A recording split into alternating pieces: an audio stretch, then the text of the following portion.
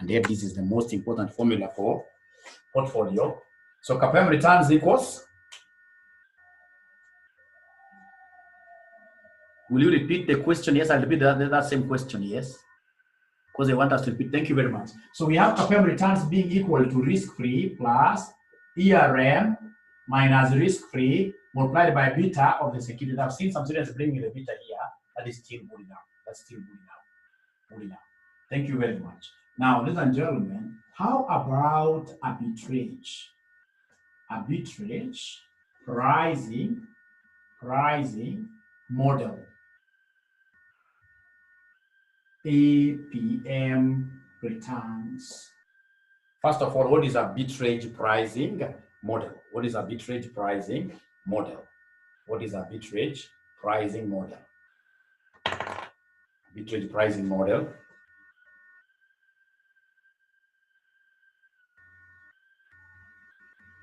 Morning or evening? Perhaps when I was greeting them, I said good morning. I'm not so sure.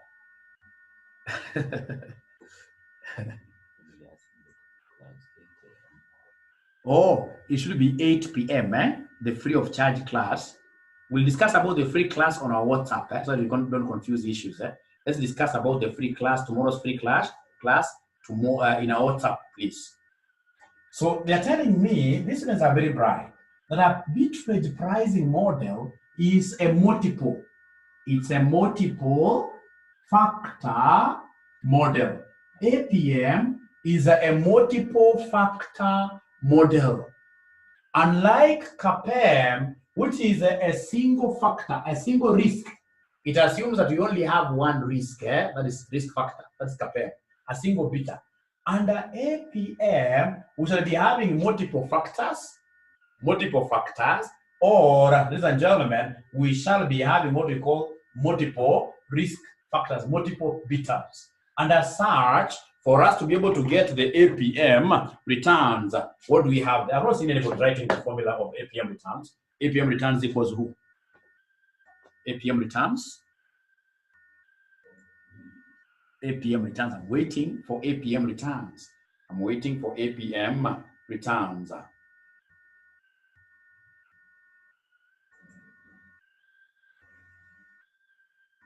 Okay, let me just remind you. To get the AFM returns, ladies and gentlemen, we will always start to any return. We must always start with what we call risk-free. We must always start with risk-free. So once I have my risk-free, I will come inside here. Now talk of expected returns, given factor 1. First factor, minus risk-free, and then of course we have beta of factor 1.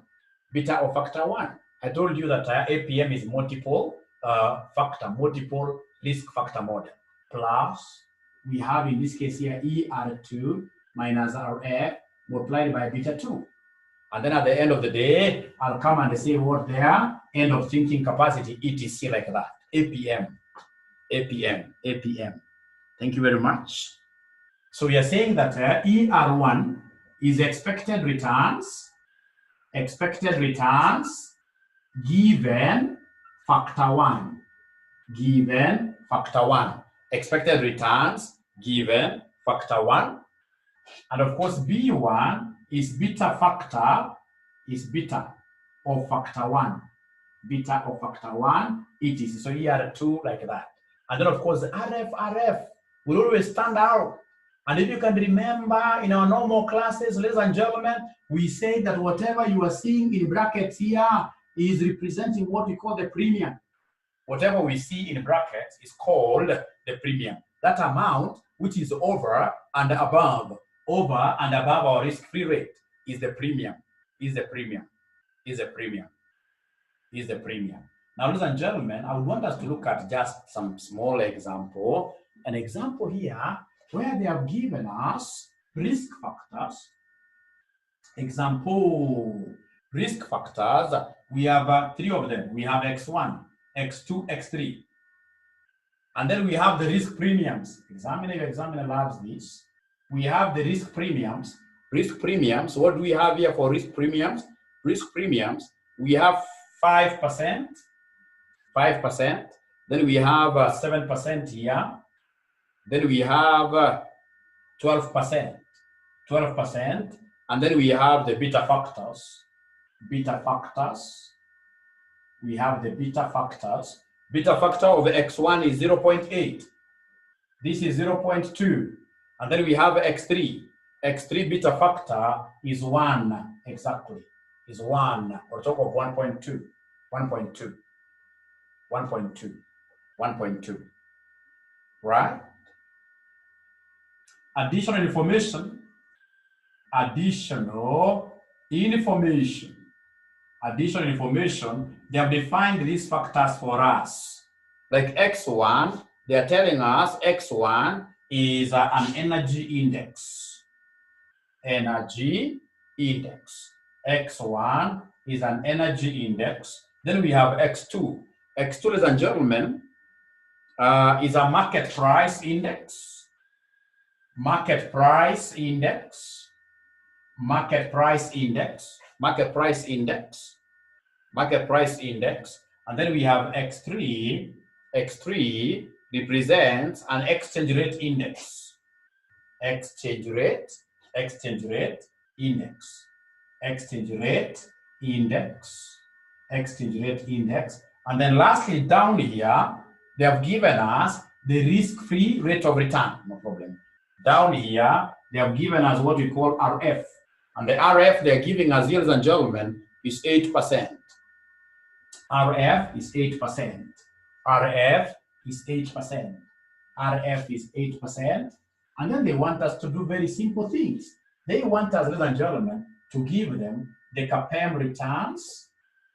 That's number one. And then number two, the APM returns.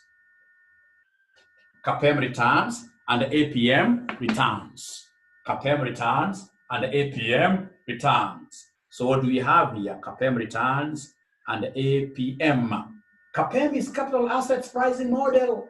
APM is a arbitrage pricing model. You said, they've seen. Your examiner asking you the differences between the two. The biggest difference is that KASNEB is a single risk factor model, single beta, one beta. Whereas APM arbitrage is a multiple risk factor model. Multiple risk factor model. Multiple risk factor model. Kamera ako sawa leo. Pia mtu wa kamera, cheza kama wewe please.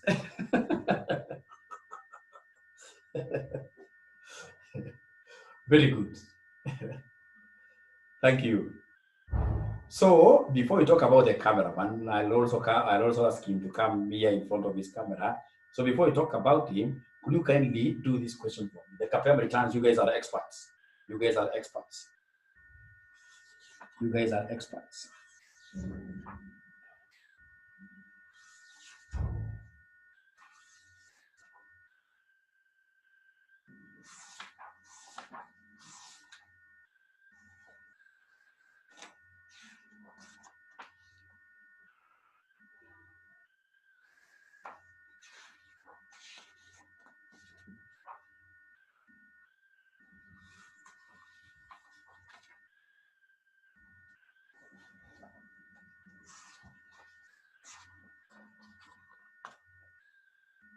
So is there somebody who has been able, ladies and gentlemen, to give us?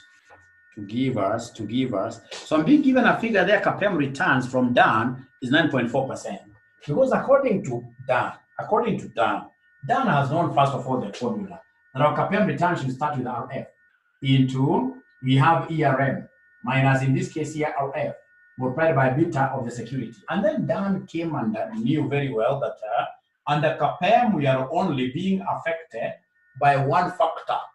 So here we have a single factor, and that factor must be a market factor. The factor must be a market, what here? A market factor. And the only market factor that we have here is market price index, X2. So under KASNEB, there is no way you can talk about X1, there's no way you can talk about X2. So under KASNEB, ladies and gentlemen, we are only talking about, under KASNEB, we are only talking about the only factor which is reflective of the market prices of shares. So in this case here, we are saying that under KASNEB, we shall use we shall use at the KASNEB, we shall use X2, which is the market factor, what year factor, X2, market price factor, market price index. So ladies and gentlemen, if that is truthful, then my KASNEB returns will be equal to risk-free that I already have, which is 8%. Plus, we have whatever they have given us here, we're not going to subtract at all. Whatever they have given us here is already subtracted. They have given us what we call the risk premium. So in this case here, I will come and pick the risk premium the way it is, multiplied by, remember I'm working with X2 for KASNEB. I'm working with X2 for KASNEB, multiplied by 0.2 what here, somebody? 0.2 like that, and then you give us an answer. You give us an answer. What are we able to get, somebody there? So from 2, 1, whatever, I'm being given 9.4. Thank you very much. 9.4 is correct because this is 1.4 like that. Now from there, ladies and gentlemen, please go ahead and give me the APM returns. Go ahead and give me the APM returns. Today is your lesson. Today is your lesson. Give me the APM returns. Give me the APM returns. APM returns. So I'm giving you 1 minute. APM returns equals.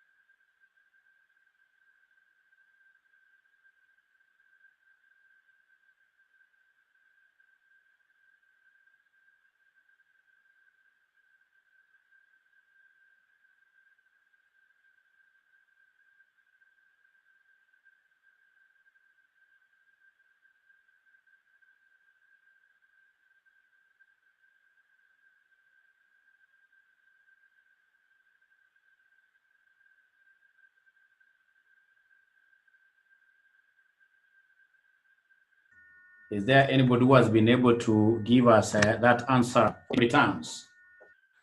APM returns, I can see 27.8, 27.8, 27.9 from Christine, Susan, 27. There is a 39,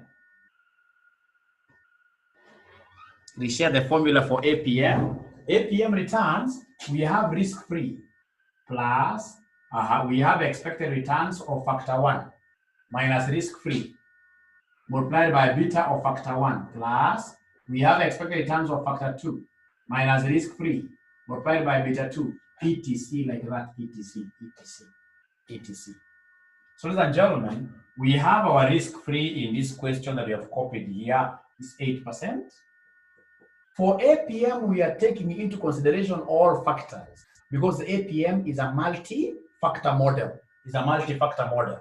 So we have 8% into here, factor 1.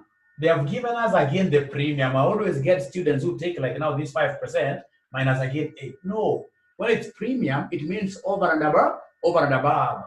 So then this one here will be 8% plus, we have for factor 1, it's 5%, multiplied by beta 1, which is 0.8, plus we have a factor 2, whose premium is 7%, multiplied by beta 2. Beta 2, which is what here, somebody? 0.2, plus, if my cameraman can see me all the way up to here, 12% times 1.2. So please give us an answer. Make sure you know how to use your body mass very well. Use your body mass very well. If I use my body mass very well, 8 plus 5 times 0.8 plus 7 times 0.2 plus 12 times 0.2, 1.2 I mean. So at the end of the day, I'm getting 27 point what here? 27.8% as the APM returns. Now let me ask you a question. Did you expect really KAPM and the APM models to give you the same answers? Will they give you the same answers? KAPM and the APM, will they give you the same answers?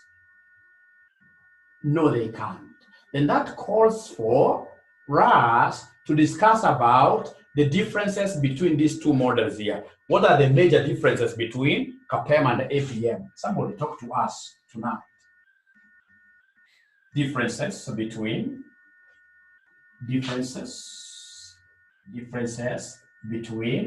KAPM and the APM.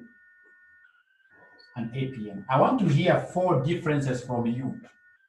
4 differences between KAPM and APM. Yeah, like I can see some student who has really given us a good. So from Maxi, KAPM is a single factor model while APM is multi-factor. True. So in this case here, number 1, KAPM is single factor. APM, I'm being told in this case is a multiple factor model. You see, multiple factor. That's point number 1. Point number 2.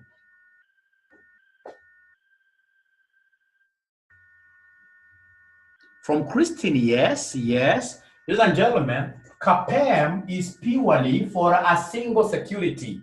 KAPM is purely for a single security, but APM can be extended because of its ability to take up more issues. APM in this case here can be extended to take up multiple securities or many securities, yes. You can have like security of a company Y, security of company Z, and the company E, being like your factors like that. So APM can be extended to capture many types of shares from many companies, right? From Emma says KAPM assumes normality, while APM do not assume normality. Very good. Who taught you these things? Number 3, ladies and gentlemen, KAPM ile kitu ya ugali ya Mluya, ile normal. So KAPM assumes a normal distribution, can only work if, for example, the share prices being given are clustered around some expectation. That we have a peak, like that. So it assumes normality. APM does not assume normality. It can work in this case here for a highly peaked distribution, skewed distribution. So APM is quite flexible. It doesn't assume normality. It doesn't assume normality. It doesn't assume normal distributions. Any answer? I'm only getting these answers from one student We have CAPM uses the utility curve to determine the utility of investors. I've understood what that must be a student who is really reading. What this student is telling us, ladies and gentlemen, is that CAPM must use the market what year returns. So CAPM needs, ladies and gentlemen, CAPM needs us to identify the market portfolio. To identify the market portfolio. And how do we identify the market portfolio? Remember, to identify the market portfolio, we must make use of what are the utility curves. So it makes use of CAPM must make use of utility curves. Util curves, which measures satisfaction. CAPM must make use of utility curves, whereas APM may not, or rather may not need the market. It can work without the market portfolio. And therefore, APM does not need what here, the concept of utility curves, because under APM, we don't need the market portfolio. We don't need the market portfolio. We don't need the market portfolio.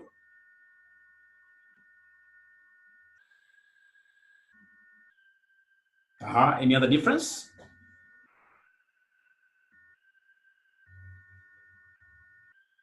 No, Virginia, no. Both models here, because they make use of betas, they assume that investors are what here risk averse. Actually, the main concept of these particular models and the portfolio CAPM is about risk diversification, is about risk minimization. There is one only point you guys are forgetting. There is need for a well-diversified portfolio. That point is similar to the one this student of utility spoke about. Because on the CAPM, there's no way you can get CAPM premiums without the market portfolio. The market portfolio has to be there.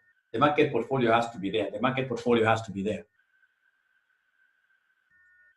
Only one thing that you guys are forgetting is number five, because these guys can't give you more than 8 marks for this. Number 5, ladies and gentlemen, is that the CAPM returns are for a single period per annum. CAPM returns are for a single period, whereas APM returns here can go for a span of more than a year. So the normal talk of APM being a multi-period model. APM being a multi-period model, while CAPM is a single period model. Thank you very much. Now, ladies and gentlemen, something that I would want to see whether you guys really know, which is quite common in your exams. What are the key assumptions of CAPM? The key assumptions of CAPM. There are very many, there are over 20. But I want you to give me the key, like 4 of them. Key assumptions of CAPM. Key assumptions of CAPM, I'm waiting to read. Key assumptions of CAPM.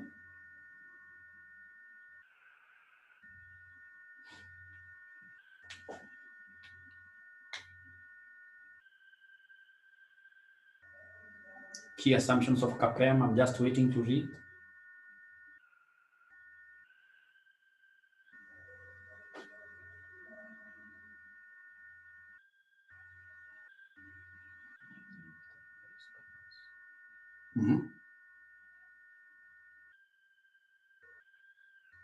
Investors are risk averse. Number 1, investors are risk averse. Investors are risk averse. How do you get to know this? Remember, we said we've got 2 types of risks. We've got 2 types of risks. So these risks, remember, we have what we call a systematic risk, and then we have the systematic risk. Systematic risk down here.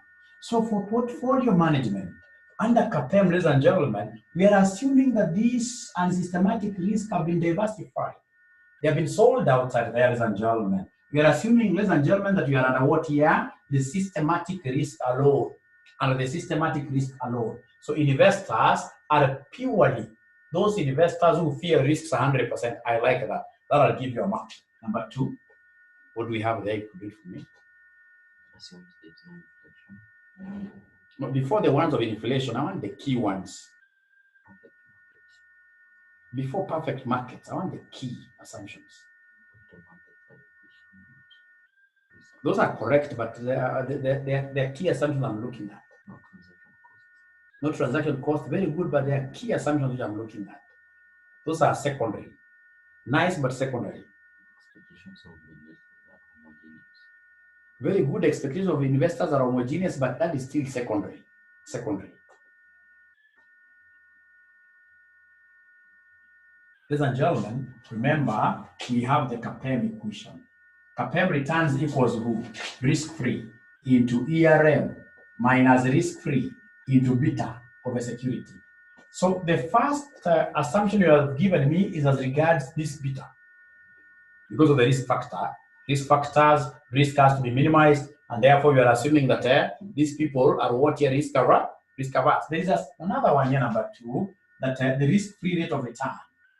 Risk-free rate of return, risk-free rate of return is known, risk-free rate of return is known, and assumed to remain constant. And assumed to remain constant. It has never been constant, this risk-free rate of return. You always get, depending on how much the government wants. If the government wants quite a lot from the market, they'll offer high risk-free rate of return. It is never constant, but we know that in theory, for us to be able to have our model working, we must assume that this risk-free rate of return is known. You'll get some books saying that investors can borrow, all investors can borrow at the risk-free rate of return. All investors can borrow at the risk-free rate of return. That is it. Number 3, from this equation, we will normally get the key assumptions. Number 3, we are saying that a well-diversified market portfolio exists. A well-diversified market portfolio exists. A well-diversified market portfolio exists. Which is also a lie, which can only exist in theory. We know, ladies and gentlemen, that in practice, it's not possible to have a basket of shares whose prices will always be up there. Blue chip companies can never exist. Look at a company like Kenya Airways. Just the other day, Kenya Airways was a pride of Africa. Right now, in terms of the losses they are making, like right now during this corona, these guys have got no strategy at all. Every other thing that they have is grounded. They're going to make losses up to 100 billion. So it's no longer a pride of Africa. Look at companies like, for example, Uchumi. When Uchumi used to be Uchumi, it used to be quite big. But right now, nowhere. Right now, nowhere. So things change. But you're saying that for us to be able to have a working model, then we must assume that we have got, ladies and gentlemen, an existing market portfolio. An existing market portfolio. An existing market portfolio. Any other key assumptions, ladies and gentlemen, that you guys can talk about?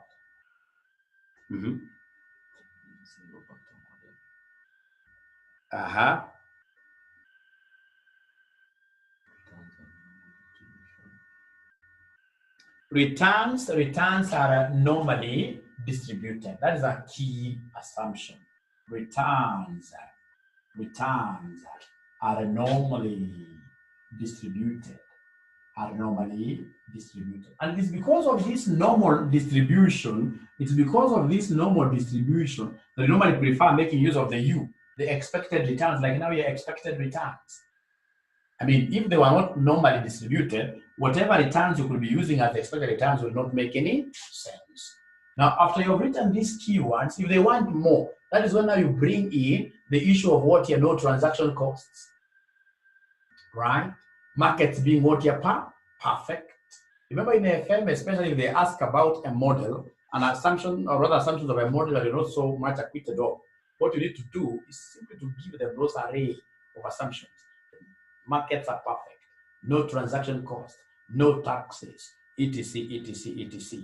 Now, if you allow me, ladies and gentlemen, I'll go to what we call portfolio performance measures.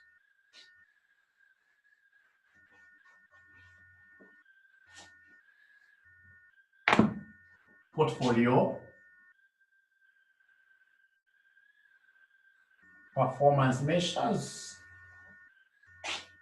And I'll only work with the ones which are highly examinable. And I would want to hear whether it's a student of ours who is able to remember those models. Please list those models for us.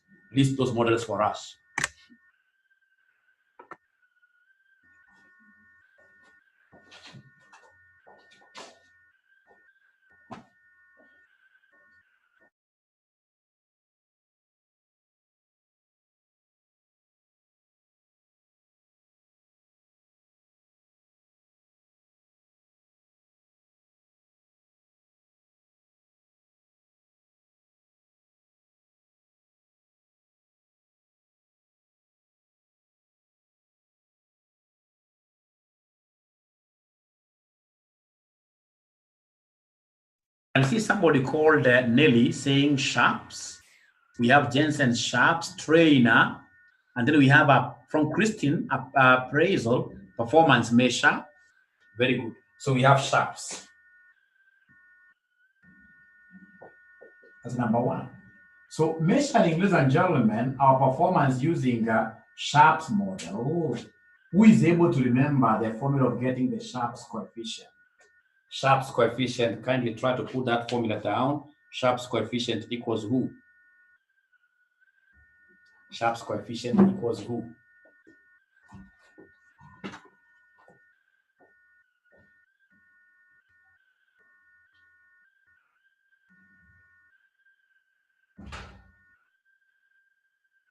I'm waiting to hear you guys talking about the Sharps coefficient formula.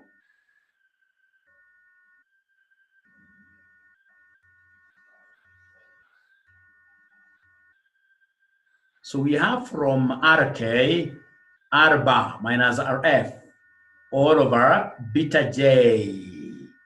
Beta J, no, but you've really tried. No, but you've really tried. Waiting to get some answer from another student. What do we have there?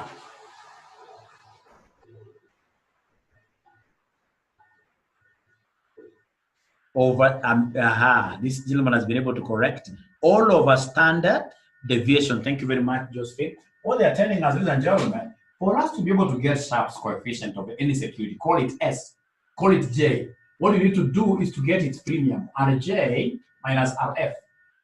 And then at the end of the day, what do? You will come straight away, ladies and gentlemen, you will come straight away and divide this by standard deviation. Because Sharp's standard deviation. Sharp's makes use of standard what here? Deviation as a base of giving us the Sharp's coefficient. SC stands for Sharp's coefficient. And then number two, they spoke about the trainer's model. The trainer's model, where we have the TC, trainer's coefficient. Again, we shall talk about RJ, it could be RS. RJ minus risk-free. All over, this time around trainers makes use of what here? Beta J. Makes use of beta J. Beta over security. So trainer's model uses beta over security, makes use of beta over security. And then, ladies and gentlemen, number three, we have the Jensen's alpha value. Jensen's alpha value model. The Jensen's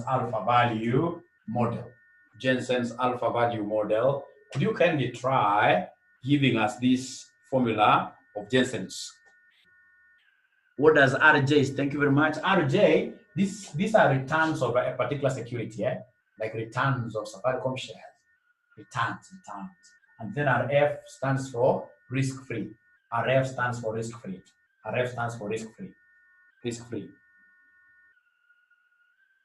Very good, Langata. Oh, many of them are asking, but I've answered now RJ. I've answered what RJ stands for. From Josephine, we have, thank you very much. Josephine has remembered very well something to do with this alpha. This alpha, ladies and gentlemen, to get this alpha, what do we have here? To get alpha, we have already counted this alpha. To get alpha of any security, you will simply look for the expected return of that security minus the CAPM returns of the same, could be K, CAPM RJ, or CAPM RS, etc.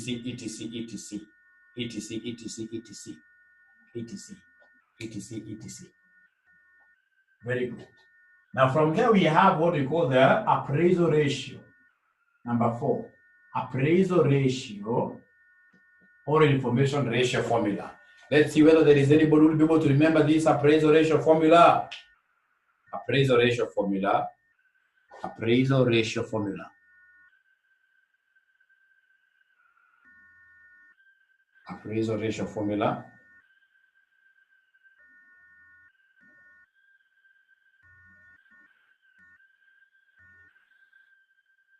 Appraisal ratio formula. It's the easiest.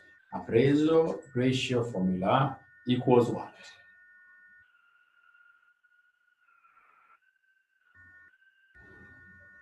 Appraisal ratio formula.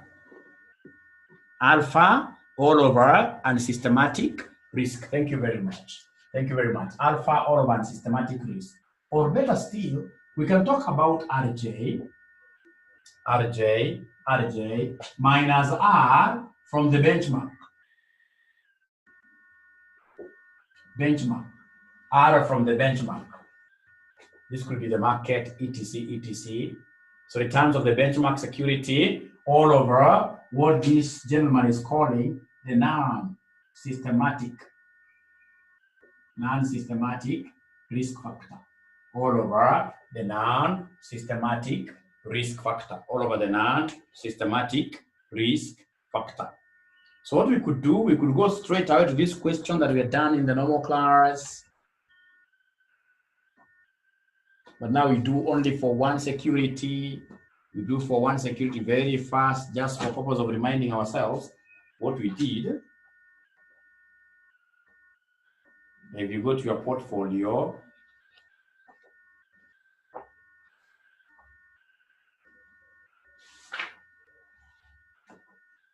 yeah, you'll be able to see.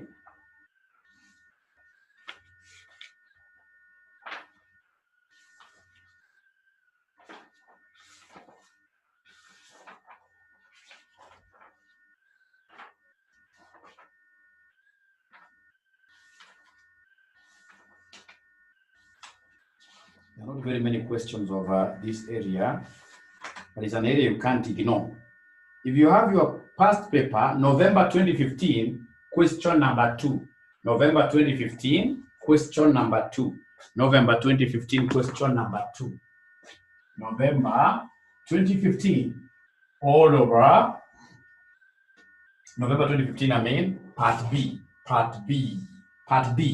D for dog. November 2015, question number 2, dog. Question number 2, dog. Are we there? Board not clear. So you're looking at November 2015. Question number 2. November 2015, question number 2. November 2015, question number 2. So question number 2, dog. The following information relates to the portfolio's P and N. Assume that the risk-free rate is 6% and the average market return is 3%. They want us, number 1, to give them the Sharpe's performance measure for P. I only want to do for 1. So Sharpe's performance measure for P. Could you kindly help me get that?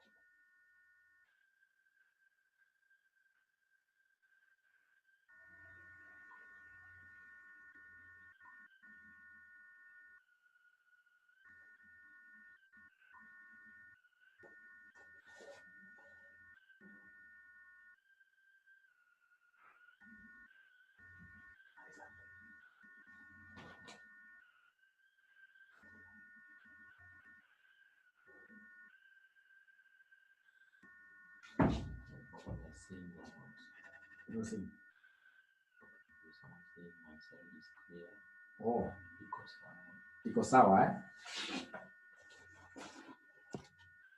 Hii njenga leo ndio uko na network mbaya basi. Na tukiguza tutakuwa tumefanya makosa sababu cameraman hata kwa amecheza kama yeye.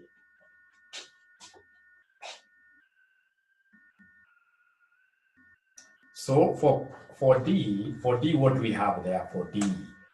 For P, I mean. So Sharps makes use of what here? Sharps makes use of standard deviation.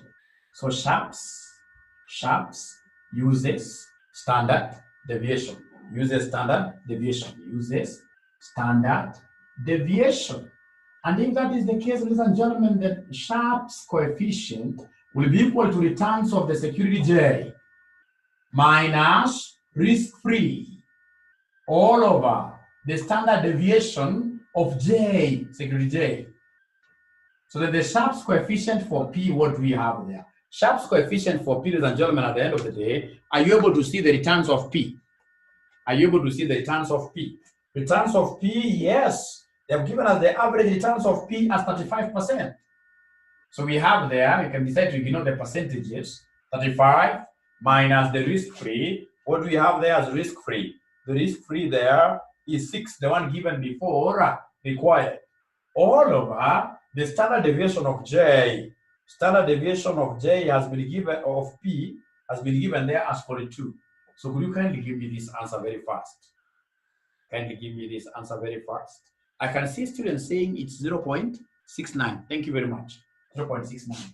So later on, you'll be able to compute the one, this is the one of P. Later on, you should be able to compute the one of N. And of course, in terms of portfolio performance, the higher the Sharpe's coefficient, the better the performance of a given security. The higher the Sharpe's, the better. So that is P, Sharpe's coefficient for P. How about in this case, a trainer for P? Go for trainer for P. Please go for trainers for P. What do we have there for trainers for P? Trainers for P. What I need to know is that trainers makes use of what here, beta. So trainers model, that's number 2. For security P again, number 2. So trainers, what do we have? The trainers coefficient is returns of the security itself. Could be the actual or the average or expected. So RJ minus again risk-free divided by beta divided by beta of that security J, like that. Now, ladies and gentlemen, then very fast, what I need to do here is to come and look for P. I can see the return of P is 35 minus the risk-free. The risk-free, ladies and gentlemen, has been given down there as 6. All over beta of J, which is 1.25 like that. So please give us this answer. What answer are they able to get there? 23.2, thank you very much. And I'm so sure most of you will be able to get later the one of N, trainers. Again, trainers, they have the trainers coefficient, the superior the performance is. That is trainers. From there we go to number 3, Jensen's. Number 3, Jensen's, ladies and gentlemen. Jensen's, ladies and gentlemen. First of all, you have to give us the CAPM returns. That is step number 1. There's no way you can get Jensen's without the CAPM returns. So first, give us the CAPM returns. First, give us the CAPM returns. So CAPM returns, what do we have there?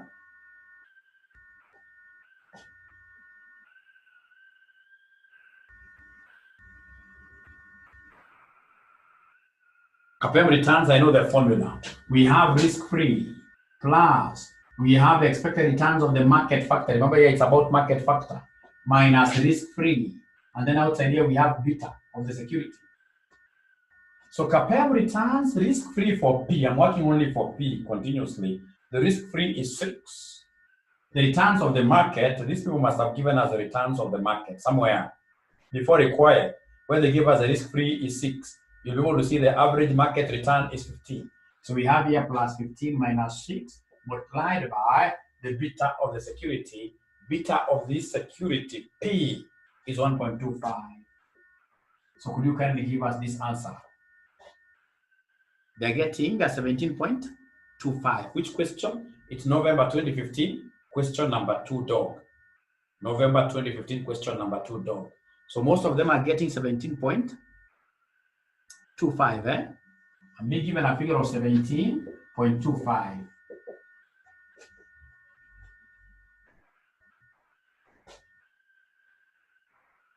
Thank you very much.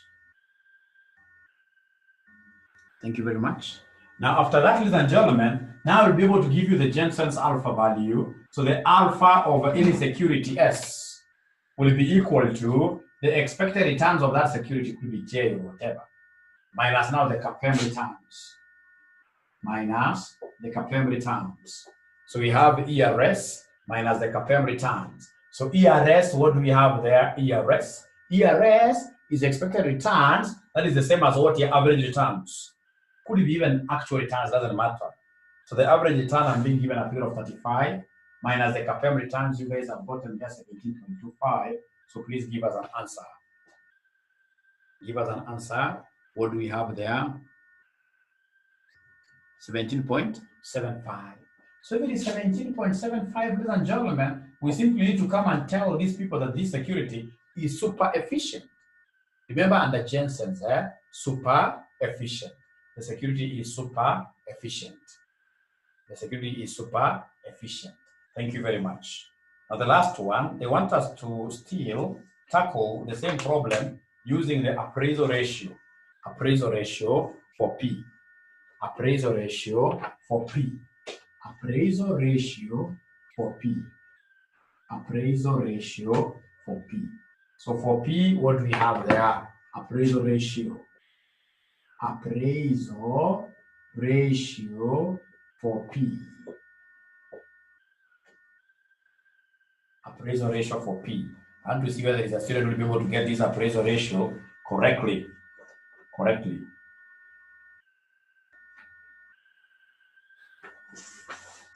Appraisal ratio correctly.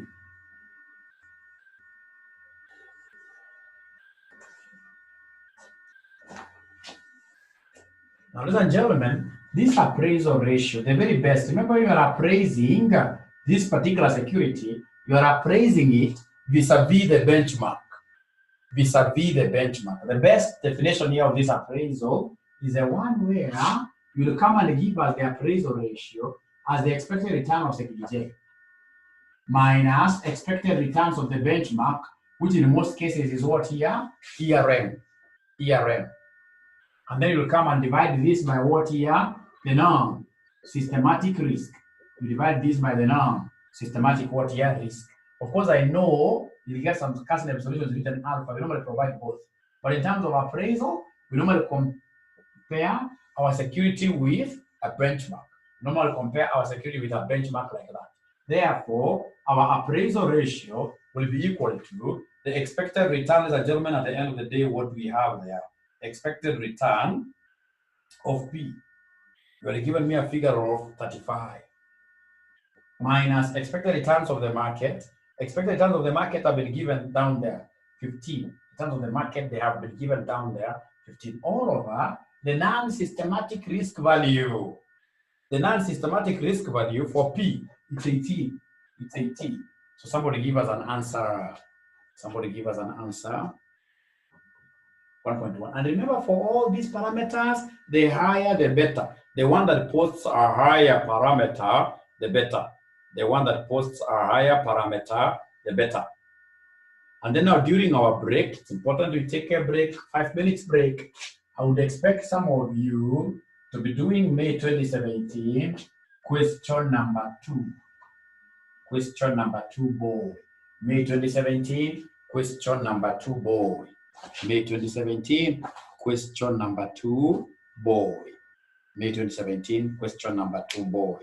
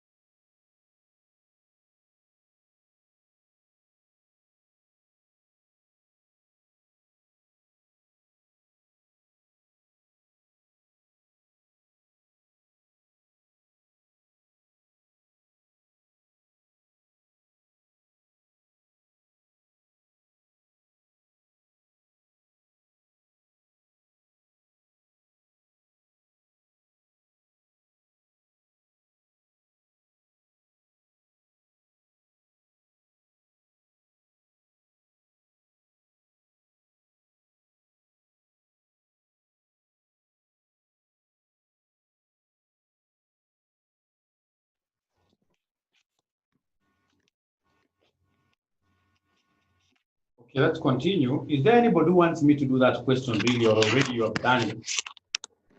Anybody who would want me to do that question?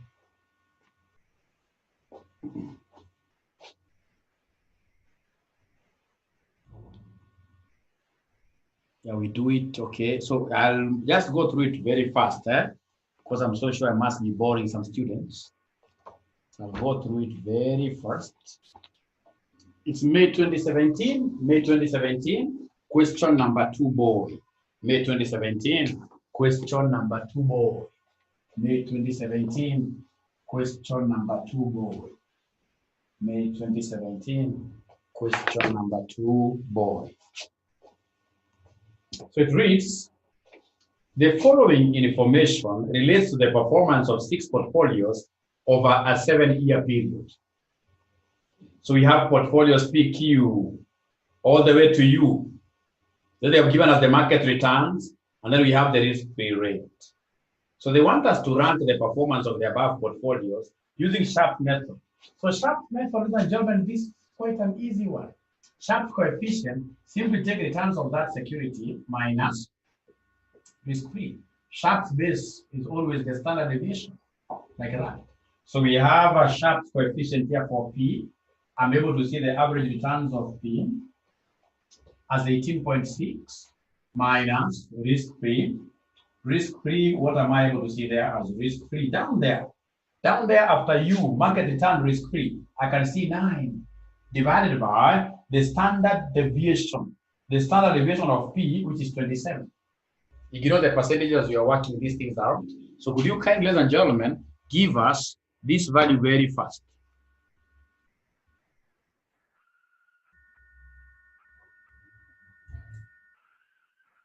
Ladies and gentlemen, give us this value. What do we have there? 0.356 or 0.36?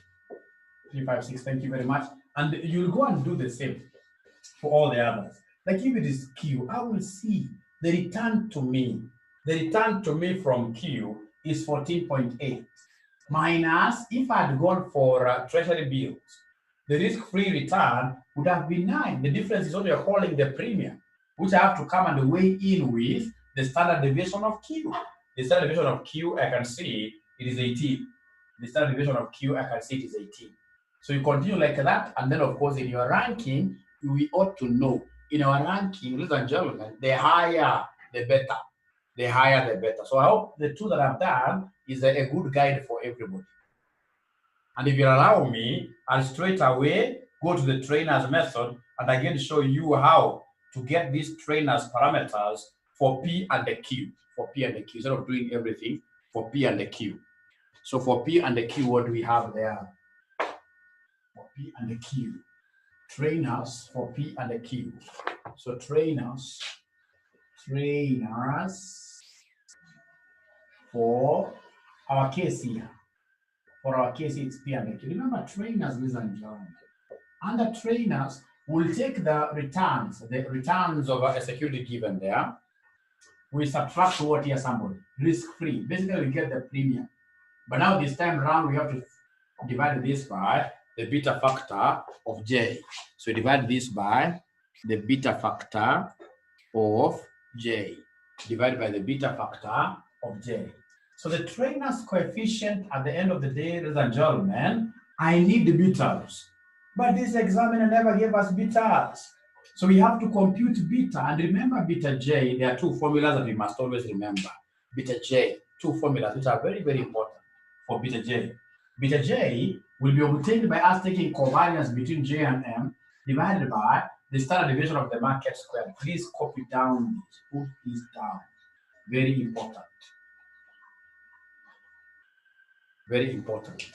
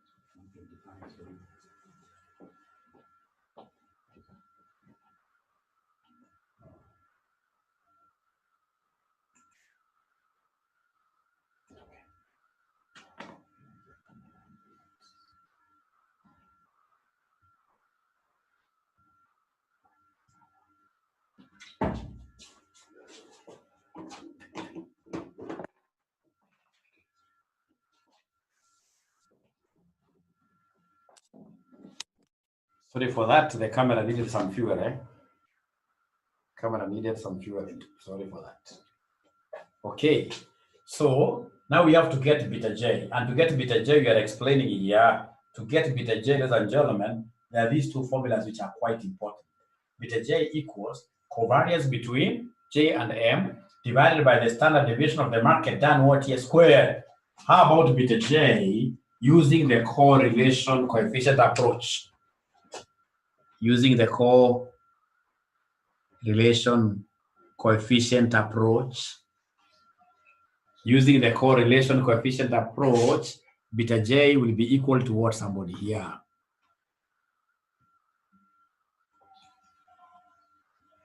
Using the correlation coefficient approach, beta J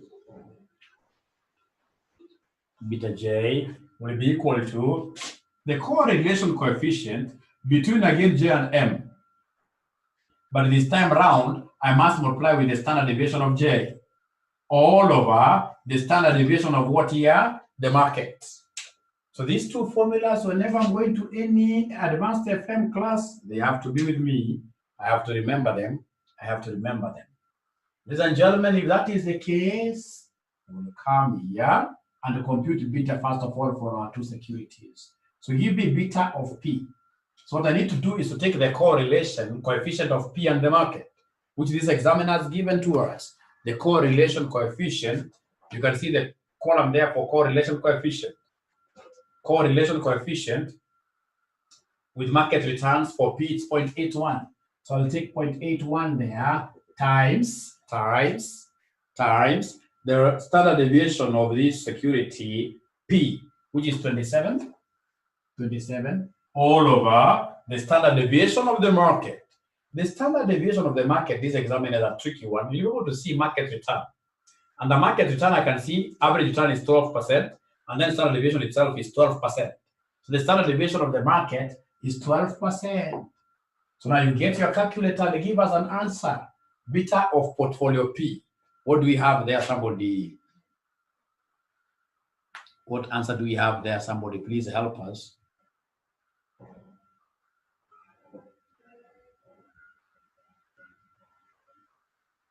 I'm being given a figure of 1.82. 1.82. Thank you very much, Noor. Really, I can see there. So from there, come and give us now beta. Having gotten beta for P, come and now plug it in here to get us the TC of P. TC of P. What do? You will take the returns of P. They could be actual or average. The returns of P that I'm able to see in this question, the average returns of P, I can see 18.6. So I have here 18.6 minus the risk-free. The risk-free has been given down there, which is 9. The risk-free has been given down there, which is 9.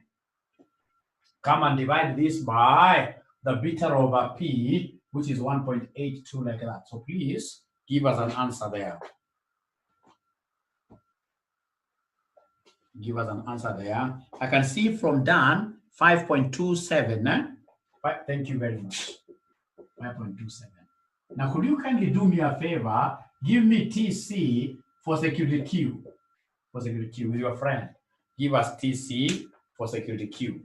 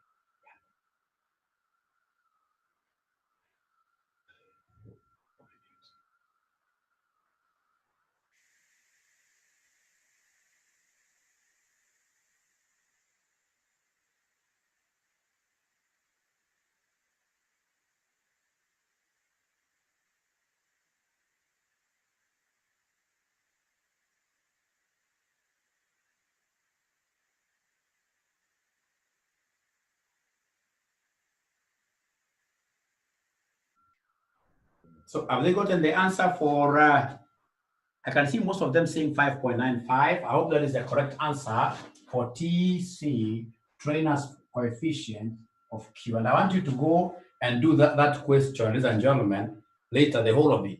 I just wanted to give you the way forward.